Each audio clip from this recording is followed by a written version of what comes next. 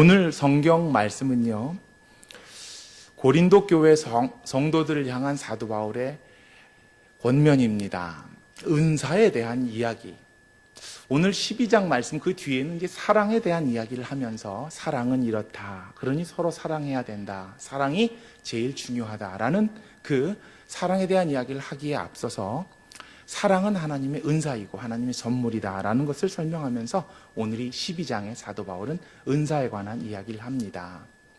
아마 고린도 교회는 헬라 문화였고 당시 또 문화, 예술, 또 돈이 많았고 그러다 보니까 사람들 사이에 갈등도 많았고 또 자기 잘난 맛에 서로 싸우고 논쟁하고 이랬었나 봅니다. 교회에서도 그러한 모습이 있었는지 서로 갈라지죠. 바울파, 또 게바파, 서로 갈라지고 다투고 그런 고린도 교회를 향해서 사도 바울은 사랑의 은사를 이야기하는 것이지요. 그런데 사도 바울은 그 사랑의 은사를 그렇게 표현합니다. 더욱 큰 은사, 더욱 큰 은사. 아마 사도 바울에게 있어서 수많은 은사들, 하나님의 이적들, 하나님의 놀라운 은혜의 체험들, 은혜의 능력들이 있었습니다마는 그것 중에 고린도 교회에 가장 귀한 것이 이 사랑이다. 물론 오늘날도 마찬가지지요. 사랑은 그 무엇과도 바꿀 수 없는 예수님께서 저희들에게 가르쳐 주신 최고의 하나님의 은사이고 하나님의 은혜의 선물이기 때문에 사도 바울은 그 고린도 교회를 향해서 더욱 큰 은사를 사모하라라고 그렇게 권면을 합니다. 보통 마음으로 하는 것이 아닌 것 같아요. 정말 그 더욱 큰 은사, 이 사랑의 은사가 필요하니까 그것을 사모하고 그것을 얻기 위해서 노력하고 그것을 위해 기도하라라고 고린도 교회에 권면하는 것이지요. 그래서 저는 오늘 설교 제목을 그 사도 바울의 권면에 대한 저희 성도들의 수지광성교회 성도들의 응답으로 정해보았습니다. 한번 오늘 설교 제목 여기 화면에 나오죠? 다 같이 큰 소리로 읽어볼게요. 시작. 더욱 큰 은사를 주소서. 예. 사모하라 그러니까 이제 저희가 구해야지요. 이 은사가 무엇인지를 저희가 알아야 되는데 은사는 내 것이 아닙니다. 하나님의 은혜의 선물인 거죠. 하나님 은총의 선물, 그것이 은사라는 뜻입니다. 여기에는 은혜라는 단어와 선물이라는 두 단어가 합쳐져서 은사라는 단어를 구성을 합니다. 은혜, 선물, 다 무엇을 의미합니까? 나에게로부터 나온 것이 아니라 바깥으로부터 온 거죠. 그 바깥이 결국 하나님, 예수님, 성령님을 통해서 저희들에게 온 것이 은사라는 그 이름을 가진 하나님의 선물입니다. 은사는 다양하게 나타나나 봅니다. 사도 바울 역시 그 은사의 다양성을 설명하는데요. 오늘 본문의 앞쪽에 그러니까 12장 우리 8절부터 쭉 나온 말씀은 사도 바울이 생각하고 있는 은사의 종류들을 이야기합니다. 그런 내용이 있습니다. 어떤 사람에게는 성령으로 말미암아 지혜의 말씀, 이 말씀을 듣고 하나님의 뜻을, 하나님의 마음을 깨닫는 지혜, 그것 또한 은사라고 합니다. 또 어떤 사람에게는 같은 성령에 따라 지식의 말씀, 하나님의 말씀을 읽고 외우고, 옛날에는 이렇게 성경책이 없었잖아요. 말씀을 듣고 율법서를 읽으면 그것을 기억할 수 있는 지식 또한 굉장한 하나님의 은사인 것이지요. 말씀을 듣는 것도, 말씀을 깨닫는 것도, 말씀을 읽고 아는 것도 하나님의 은사입니다. 또 9절 말씀은 이렇게 써 있습니다. 다른 사람에게는 같은 성령으로 믿음을, 흔들리지 않는 믿음, 어떠한 일에도 변함없는 믿음, 그것 또한 은사입니다. 어떤 사람에게는 성령으로 병 고치는 은사, 신유라 그러죠. 열심히 기도하면 가진 병이 낫는, 여러 가지 방법으로 안 낫던 질병이 기도를 통해서 낫는 그 은사, 그것도 하나님께서 주시는 은사라고 바울은 이야기합니다. 또 10절에도 설명합니다. 어떤 사람에게는 능력 행함, 그 사람이 뭘 하면 많은 사람들이 모이고 헌금이 모이고 일들이 잘 되고 부흥하고 그 능력을 행하는 그것도 은사라고 합니다. 어떤 사람에게는 예언하는 은사, 예언.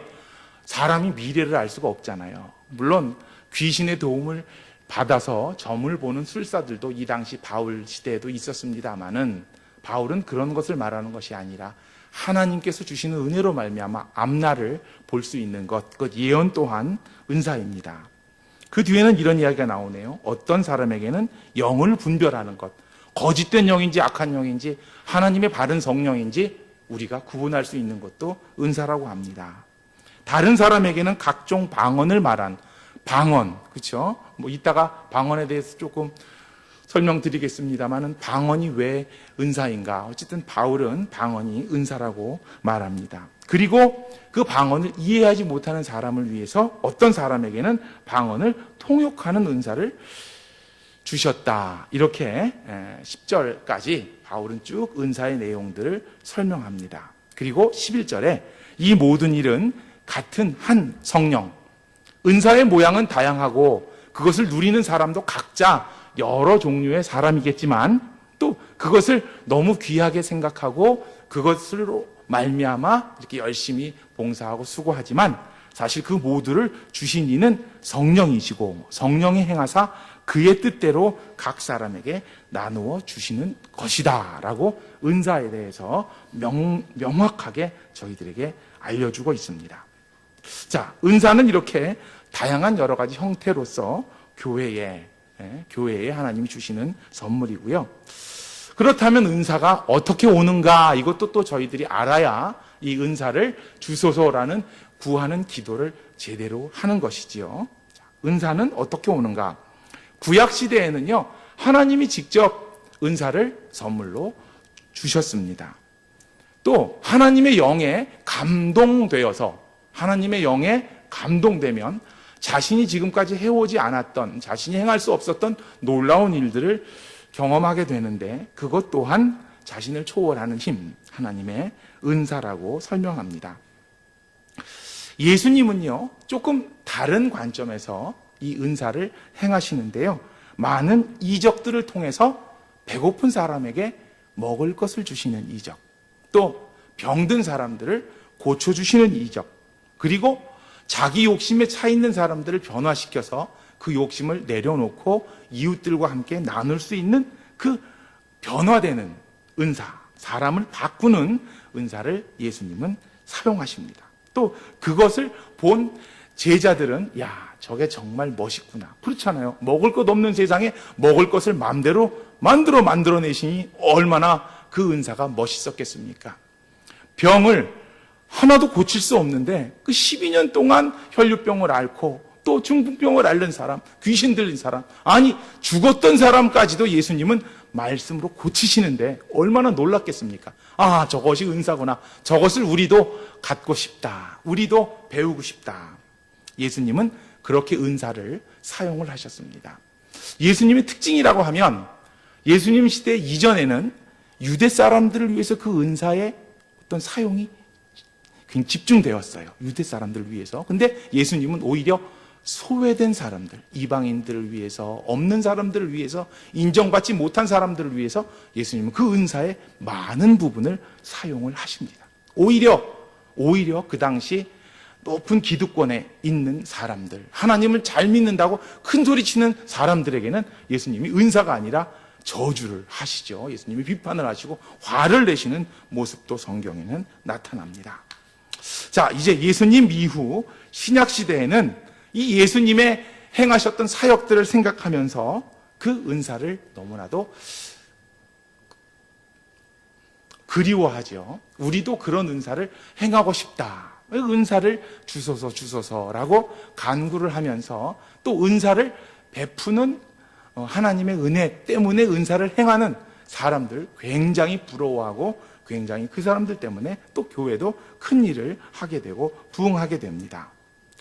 예수님의 사역을 생각하면서 아까 말씀했듯이 지혜, 지식, 또 방언, 예언, 병 고치는 것, 또 바울에게 있어서는 그러한 은사와 더불어서 더 중요하게 바울에게 남겨진 은사가 있는데요.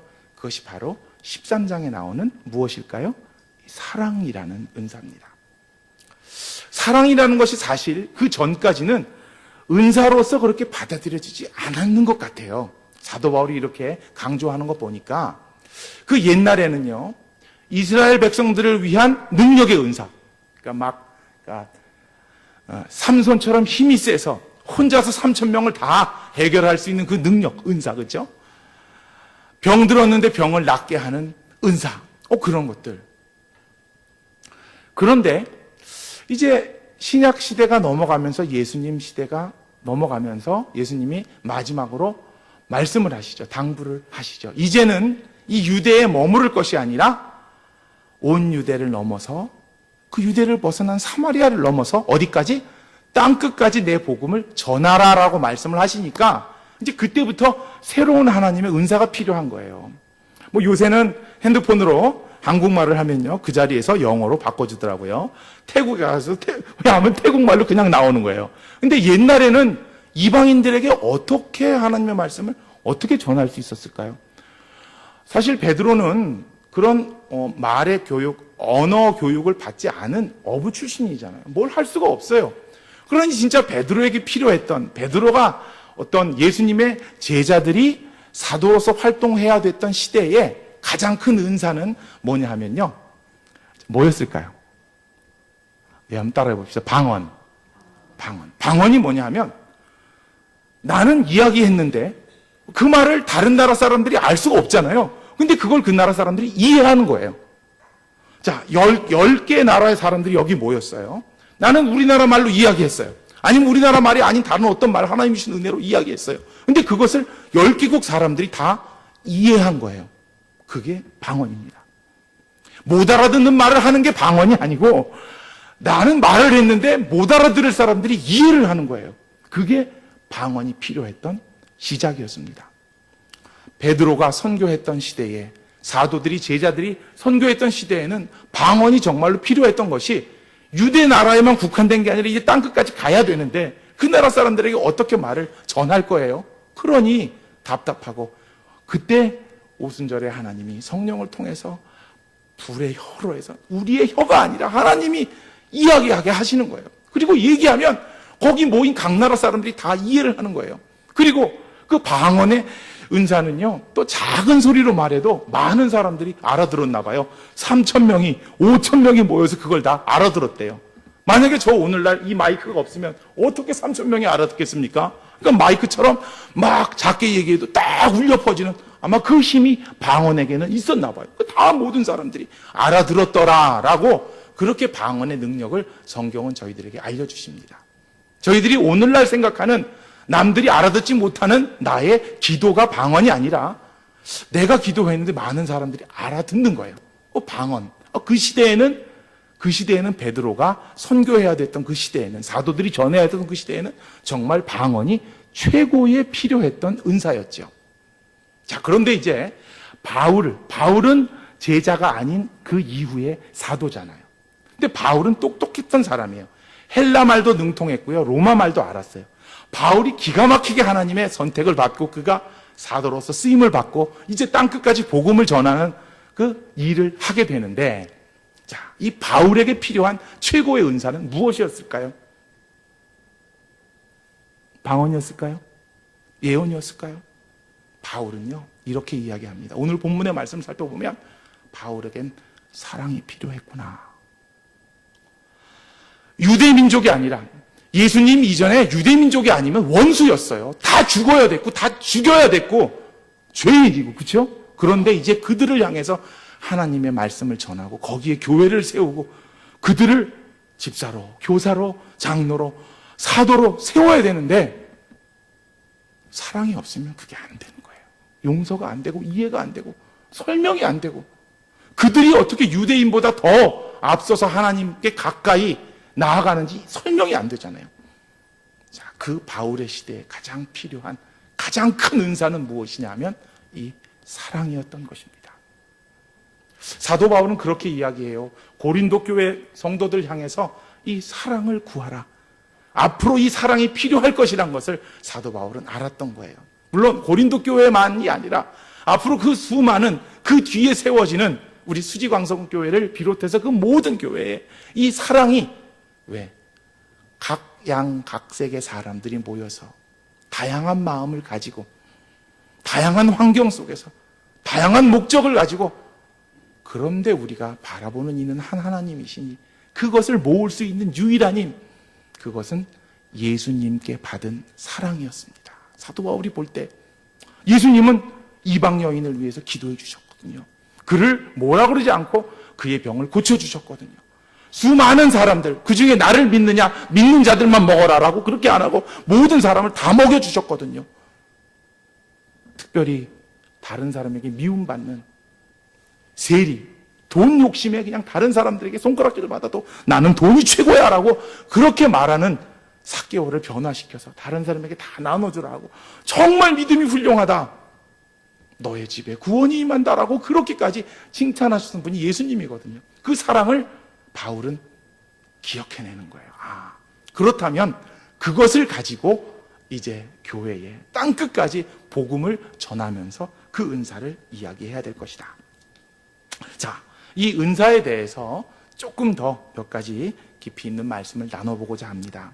첫째, 은사는 하나님의 것입니다. 이것을 착각하면 큰일 납니다. 은사가 나의 것이다. 내가 찬양 잘해. 찬양 잘하는 건, 노래 잘하는 건 나의 것일 수 있지만 그것을 하나님이 사용하시는 것은 하나님의 것입니다. 그것이 은사가 될 때는 하나님의 것입니다. 무슨 말이냐? 하나님이 필요 없으면 걷어가실 때도 있다는 겁니다. 그것이 영 내 것만이 아닐 수도 있다는 겁니다. 물론 은사를 달라는 것이 나에게 필요한 것을 달라고 한다면, 나에게 필요한 것, 그것을 달라고 한다면 그 기도는 잘못된 기도이고 잘못된 은사를 구하는 것일 수도 있다는 것입니다. 하나님이 필요하실 때 하나님이 주시는 것입니다. 이런 예가 있지요. 하나님이 병 고치는 은사를 어떤 사람에게 주셨습니다. 신유의 은사입니다. 근데 사실은 요즘에는 그렇게 신유의 은사가 최고의 은사는 아닌 게, 과학이 발달돼서 약도 있잖아요. 병원 가면 낫잖아요. 사진 찍으면 병명을 알잖아요. 옛날에는 병을 낫게 할 수 있는 방법이 없어요. 오로지 기도로, 오로지 하나님의 은혜로 낫게 할 수 밖에 없기 때문에 그 당시는 신유의 은사가 아마 최고였을 거예요. 근데 요즘에 병원 안 가고 약 안 먹고 그런 과학적인 도움 안 받고 나는 신유로 날 거야, 그건 좀 하나님의 방법이 아닐 수도 있다는 거예요. 뭐 하나님이 그렇게 낫게 하실 수도 있지만 그것이 유일한 은사, 가장 큰 은사는 아닌 거예요. 그런데 하나님이 어떤 특정한 분을 사용해서 병 고치는 은사를 허락하실 때도 있지요. 근데 그것을 내 것이라고 생각하고, 내 것이라고 생각해서 나는 계속 그 신유의 은사를 행할 수 있다. 그렇게 해서 하나님이 그 은사를 걷어 가셨음에도 불구하고 계속해서 그런 척을 하다가 잘못되는 경우가 실제로 있었잖아요. 은사라는 것은 내 것이 아니라 하나님의 것이고 하나님이 나에게 맡겨주신 잠깐의 하나님의 은혜의 선물일 뿐입니다. 방언이 필요할 때 항상 방언하는 거 아니에요? 뭐 요즘에도 방언이 있지요. 하지만 방언을 하나님이 안 주시면 또 안 주실 수도 있는 거죠. 요즘은 어쩌면 내가 방언하는 것보다 컴퓨터로 해서 통역해 주는 게 더 빠를 수도 있으니까 하나님이 다른 방법으로 그 방언의 은사를 사용하실 수도 있는 거고요. 오히려 그것보다는 이렇게 모여서 찬양하고 기도하고 같이 나누고 이해하고 권면하고 돕고 시간 내서 모이고 예배하고, 이것이 더 큰 은사가 아니겠는가라는 그 생각을 이 말씀을 통해서 해보게 됩니다. 또 한 가지는요, 아까 먼저는 은사는 하나님의 것이다라는 것이었고, 두 번째는 은사는 그 시대 그 사람에게 가장 적합한 것을 하나님이 주실 때 사용될 수 있습니다. 예를 들어서 아브라함에게는 어떤 은사가 있었을까요? 한번 맞춰보세요. 아브라함에게. 저는 그렇게 생각했어요. 아브라함에게는 결단의 은사가 있던 것 같아요. 하나님이 음성을 딱 전해 들렸을 때, 그 마음을 움직였을 때, 그래 난 가겠다 하고 어딘지 모르지만 거기를 향해서 가는 거예요. 다 내려놓고 본토, 친척, 아버지 집을 떠나서 그리로 가는 그 결단을 누가 할 수 있겠습니까? 근데 아브라함은 그것을 은사로 받은 사람이에요. 요셉에게는 어떤 은사가 있었을까요? 그 애굽의 총리가 된 요셉. 한번 생각해 보세요. 요셉은 참았습니다. 참는 거예요. 형들이 버려도, 형들이 미워해도, 형들이 팔아도, 오해를 받아도, 감옥에서도 참는 거예요. 요셉에게는 참 놀라운 은사. 만약에 거꾸로 요셉이 저에게 싸우는 은사를 주십시오, 이렇게 됐으면 요셉의 삶이 어떻게 됐어요? 나 욕했어, 형 일로 나와. 다 빼버리고, 그렇죠? 나를 팔아, 그 상인들을 다 때려버리고, 나를 오해해, 감옥에서 막 그러면 요셉의 삶은 하나님이 인도하실 수가 없는 거죠. 싸우는 은사도 은사지만 요셉에게 필요했던 것은 인내함의 은사. 아마 요셉에게 가장 큰 은사는 인내였을 것입니다. 모세에게는 어떤 은사? 리더. 어떻게 해서든지 리더를 하는 것. 왕 자리까지도 포기하면서 이스라엘 백성을 향한 리더십을 발휘하는 것이 은사였고요. 또 여러분 기드온, 삼손, 다윗 하면 어떤 은사가 있었을까요? 이 사람들은 이제 싸워서 이기는 은사가 있는 거예요. 싸워서 이기다가 또 이제 다들 실수를 하게 되죠. 그게 인간의 한계입니다. 엘리야, 엘리사, 또 히스기야 왕 어떤 은사가 있었을까요? 병 고치는 은사가 있었죠. 또 사무엘 하면 어떤 은사가 있었죠? 기도하는 은사. 나는 기도하기를 쉬는 죄를. 그에게는 기도를 쉬는 것은 죄라는 거예요. 그만큼 기도는 중요한 은사였습니다.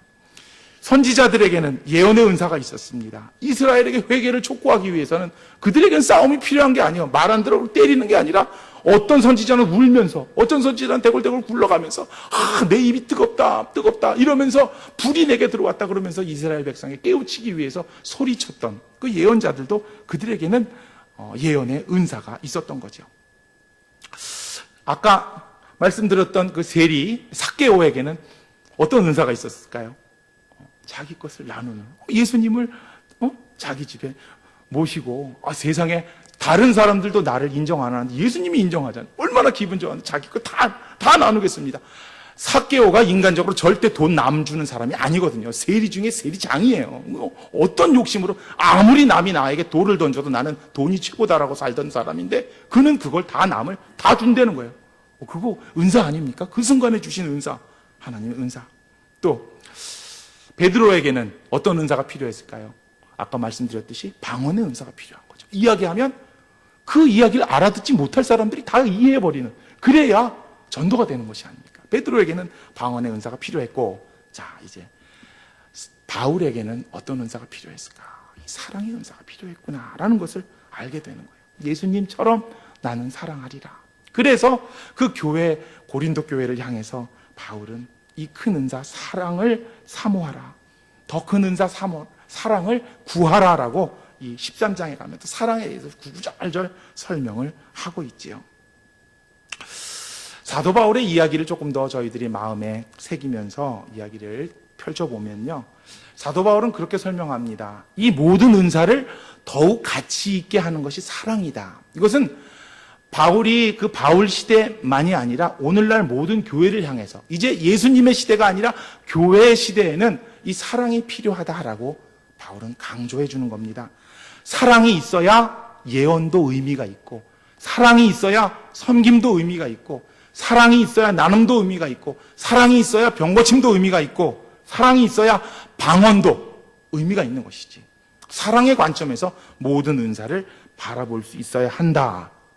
자, 더욱 큰 은사, 모든 은사를 가능하게 하는 기초적인, 가장 중심적인 은사가 이 사랑이라고 사도 바울은 설명하는 것입니다. 자, 이제 마지막 한 말씀 드리고 마치려고 합니다. 그렇다면 이제 여기까지는 사도 바울 시대의 이야기였다고 접고, 이제 생각해 보십시오. 여러분에게 필요한 은사는 무엇입니까? 여러분에게 필요한, 우리 수지광성교회에 필요한 은사는 무엇일까요? 우리가 옛날 사도 바울의 이야기를 못 들은 사람들처럼 예언이 최고고 방언이 최고고 신유가 최고고 그렇게 뜬구름 잡게 은사를 추구하지 말고, 나에게 필요한 은사는 무엇일까? 혹시 남 이해 안 되시는 분 계세요? 나와 가까운 분, 이해 안 되시는 분? 그분에게는 이해의 은사가 필요한 거예요. 그렇죠? 참는 게 잘 안 되시는 분이 있어요? 막 화가 나고 풀어야 되고, 그러면 그 화를 다스릴 수 있는 은사가 필요한 거예요. 교회의 유익을 위해서 다스릴 수 있는. 남의 편에 서는 게 잘 이해가, 남이 잘 이해가 안 되는. 아까 얘기했나요? 이해의 은사. 또 어떤 은사가 있을까요? 또 섬기는 은사가 필요한가요? 그냥 섬기는 척 하는 게 아니라 진짜 하나님 내 마음을 변화시켜 주시면 섬길수록 기쁘고, 나 때문에 남이 더 잘 될수록 기쁘고, 그게 은사가 아니라 목적을 가지고 그런 척하면 그것만큼 힘든 일이 어디 있습니까? 속으로는 그냥 부글부글 하면서. 그게 아니라 진짜 섬기. 여러분, 어떤 은사가 필요할까요? 오늘 호산나 찬양대 어떤 은사가 필요하십니까? 이 자리에 나와서 찬양하시는 그 찬양이 변함없이 내 생명이 다할 때까지 찬양하게 하소서. 그것이 우리의 은사이게 하소서. 구하세요. 우리 수지광성교회 뭐 걱정해요. 아까 안드레 목사님하고도 우리 청소년부 너무 적어서 어떡하냐, 우리 교회 연령대 구성이 이래서 어쩔 수 없는 여러 가지 이야기하면서, 자, 그렇다면 우리 하나님께 구하시자고요. 우리에게 은사를 주셔서, 다른 교회는 뭐 젊은 사람들이 다 해도 우리는 노년이라도 하고 같이 모여 기도하고 뜨겁게 하고, 아마 한국교회 찬양인도자 중에 우리 집사님이 가장 나이가 많으실 거예요. 그래도 가장 열심히 찬양인도 하시는, 그렇죠? 그 은사거든요. 우리 교회를 위해서 하나님이 주시는 은사가 무엇이고, 우리 교회에 필요한 나를 쓰시는 하나님의 방법의 은사가 무엇인지, 또 나의 가정에, 내가 속한 사회에 나에게 필요한 은사가 무엇인지 한번 그 물음표를 가지고 오늘 이 설교 제목처럼 한번 기도하시기 바랍니다. 우리 설교 제목을 다시 한번 읽고 마치겠습니다. 시작. 더욱 큰 은사를 주소서. 나에게 주소서. 우리에게 주소서. 수지광성교회에 주소서. 함께 기도하시겠습니다.